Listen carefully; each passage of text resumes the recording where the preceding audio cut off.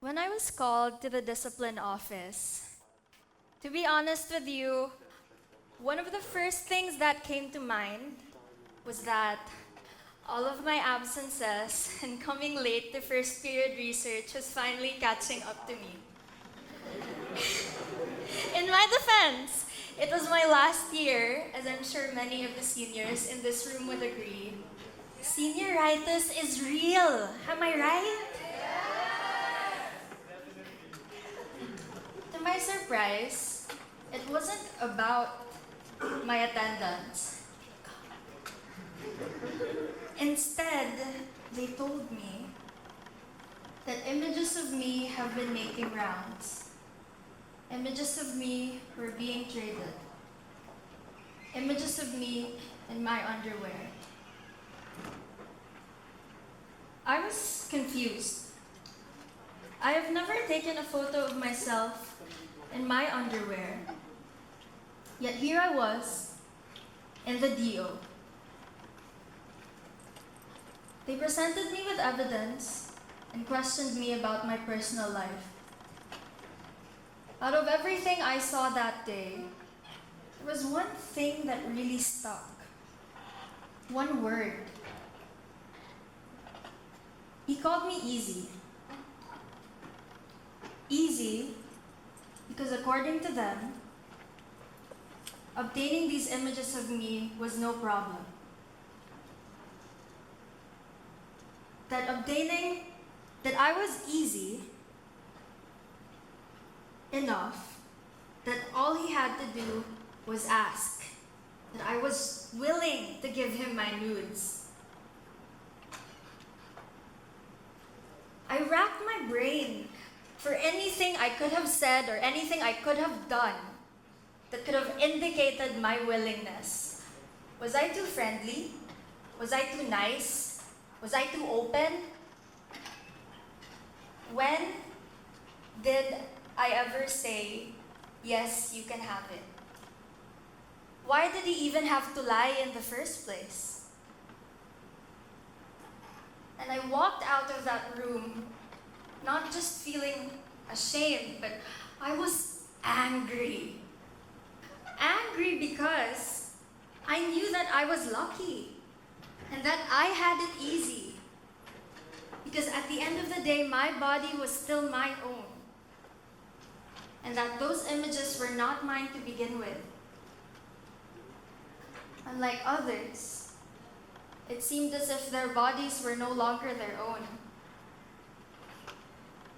That as they walked the halls of the very school that was supposed to protect them, that the people that they passed by, the people that we've known and grown with for the past 6 years, has seen something they shouldn't have. Everyone was too scared to speak, worried about being slut-shamed, scared that no one would believe them.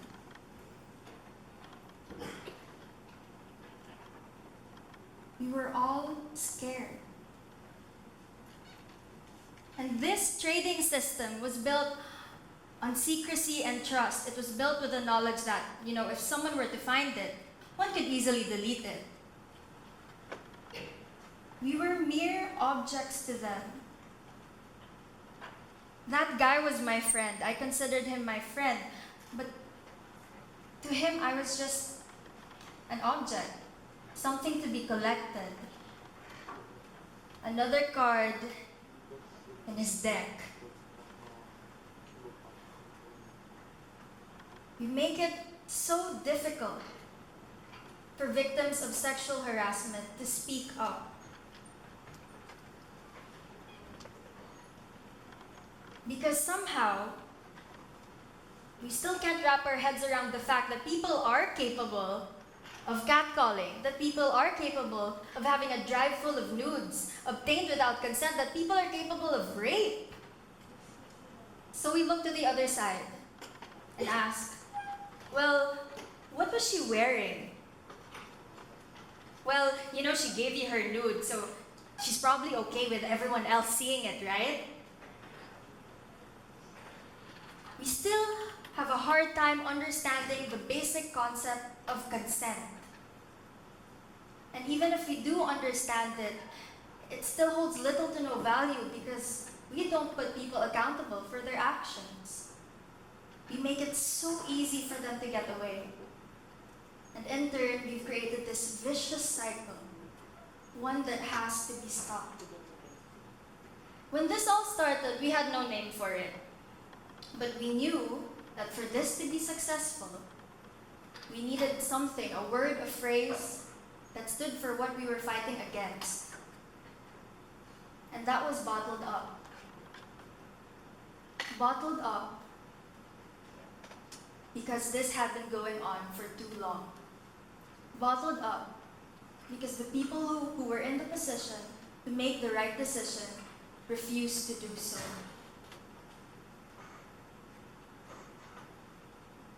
We had the name, we had the people, but what exactly were we willing to do? How far were we willing to take it? And most importantly, how do we get people to care? We knew that the only way to do this was through social media. But as we all know, social media can kind of be chaotic. It could either be our greatest tool or our worst enemy. But we took the risk. And we knew that as soon as we clicked post, we made the right decision. Support came in left and right, from strangers, from PSI alumni, from our teachers, from our parents. So many people cared. And that gave us the power to keep on going. We knew that what we were doing was right. Now, I know it seems like a bunch of angry and frustrated teenagers did this all on their own, but we didn't. I cannot emphasize how important it is to have this community behind us. From our parents, to our teachers, to our very own batchmates, the parents most especially, gave us advice, held us when we felt weak. We only accomplished so much in 1 week because we had the right people behind us. We are so lucky because not everyone has had the support we had and still do. And of course, with all the positivity coming in, there were negative aspects of the bottled up community. Several people did not hesitate to let us know that we were wrong, that we should have done this, and that we should just give up because it's graduation anyway, we should just let it go, we should let them walk away. There's nothing that we could have done. And we tried our best to stop this in our own little way. Several volunteers from the bottled up community volunteered to keep a lookout on social media for any demeaning comments on both the victims and the perpetrators. If they ever came across one,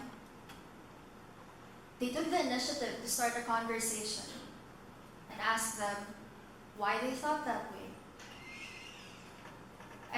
And try to explain the situation with great care, why we were fighting for this, and why it was so important that we do.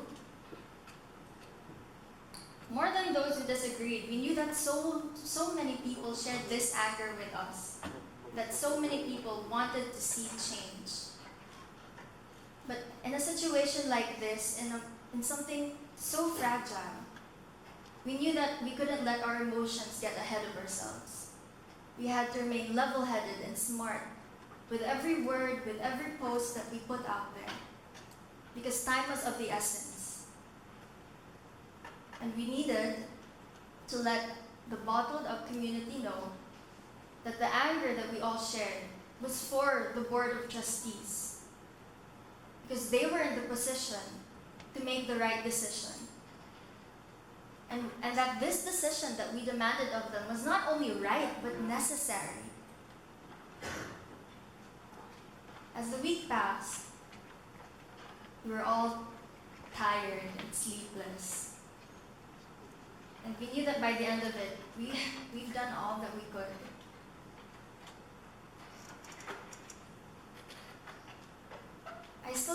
longer receiving the final verdict from the Board of Trustees. We did not win. Not in the way we wanted to. They were still going to graduate, technically. And in those moments, all I could think of was, shouldn't we have done more? Shouldn't we have made it impossible for the perpetrators' lives to start again? We shouldn't have let them walk away. It was so difficult to see past our loss.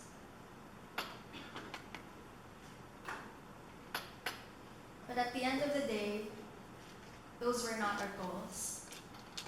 What we ask and what we want from them is for them to be accountable for their actions, to acknowledge that they did something wrong,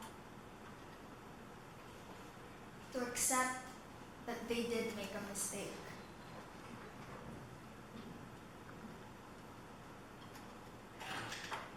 What then did we accomplish, if we lost? Well, the Bottled Up community inspired students from different universities to speak up and talk about their stories. Until today, we receive messages on our Facebook group asking us for advice and help on how they can start their own Bottled Up movement. It's incredible what we've started. And now, with other global movements such as Time's Up and Me Too, the level of awareness is already there. What we need to do now is get people to care and make them understand that everyone has a stake in this. And it does not mean that you're not directly in the line of fire that you get to walk away. It is and will continue to be a tireless uphill battle. But we simply cannot give up because we have come so far and because there's still so much that we have to do. It all started here in this very institution. At the beginning, we felt powerless, like we couldn't do anything to change. Because the power we seem to possess, when you think about it, it seems so meaningless in the grand scheme of things. We were just a bunch of high school students anyway.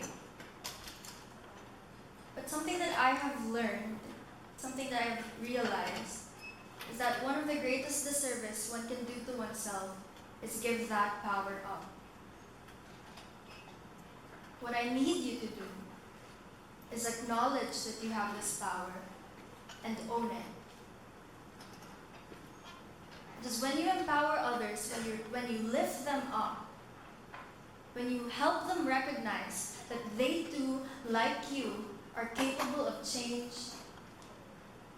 that they do have the power to change. I say all this now, like I've figured it out, but I'm still scared, and I'm still like you. I'm still learning to find my voice. I'm still learning to acknowledge that I have power and that I can change things. In a book I recently read called Becoming Me by Michelle Obama, she mentioned something that Barack Obama once mentioned in a situation that felt impossible. He says, "Do we settle for the world as it is, or do we work for the world as it should be?" Seems idealistic, and it might feel pointless. Because honestly, our generation, we won't get to experience the world as it should be. But as the people who have fought before us, we shall continue to fight until the mistakes of yesterday are no longer the mistakes of today. And I speak in the simplest of manners because what we face, the problems we face, patriarchy and the misogyny, It runs so deep and it's so intricately intertwined with several other systems that have stood the test of time. Time being the key word. It will take time. I can only hope that with our collective effort, in time, future generations will get to experience the world as it should be. Bottled up is only the beginning. Thank you.